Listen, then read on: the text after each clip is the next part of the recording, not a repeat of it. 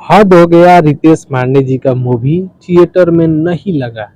नहीं लगने के कारण आप सभी जानते हैं, न इनको एक्टिंग आता है न डांस आता है, बस केवल छोटा मोटा सिंगर है।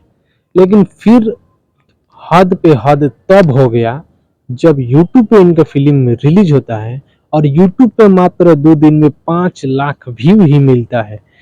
किसी भी भोजपुरिया स्टार का अगर यूट्यूब पे फिल्म रिलीज होता है तो एक दिन में 1 मिलियन प्लस व्यू जाता है, लेकिन इनका 2 दिन हो गया, व्यू का कहीं ठिकाना नहीं रहा है। लेकिन रितेश पांडे से आप भी प्यार करते हैं, चाहते हैं इनको, एक बार मूवी देखकर बताइए इनको जो एक्टिंग किए हैं वो एक्टिंग आप सभी को कैसा लगा। तो सबसे पहले बता दें कि आप देख रहे हैं पावर भोजपुरिया चैनल। अगर पावर भोजपुरिया अगर भोजपुरी माटी से बानी, भोजपुरिया से प्यार बा, तो चैनल को सब्सक्राइब करी, वीडियो को दूर दूर तक शेयर करी। तो बता दी जाना मूवी के नाम है बंधन टूटे ना, और एक डिस्क्रिप्शन में लिंक बा, डायरेक्ट लिंक पे प्रेस करके आप यूट्यूब पे जाके मूवी के देख सकता नहीं।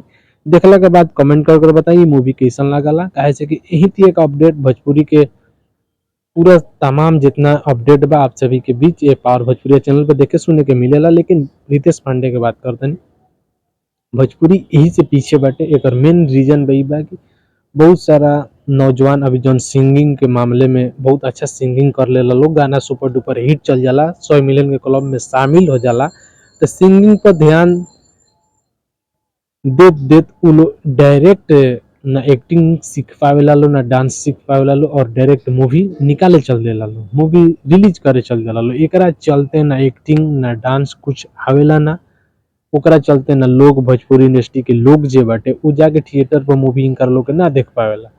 काहे जब इनकरा पास ना डांस बा ना एक्टिंग बा ना कला बा ना कुछ नहीं के, तो काहे हम अपन टिकट अपन पैसा के 100 रुपया के बर्बाद करी। फिर भी थिएटर के तो दूर, यूट्यूब पर जन फ्री में रिलीज भइल बा ओके भी लोग नइखे देख पावत। एकरा से बड़ा शर्मिंदा तक का होई। आप सभी अगर मूवी अगर वो लोग इनका अच्छा लगा था कमेंट करके बताइए आप सभी को मूवी कैसा लगा। मिलता है नेक्स्ट वीडियो में, तब तक के लिए जय हिंद।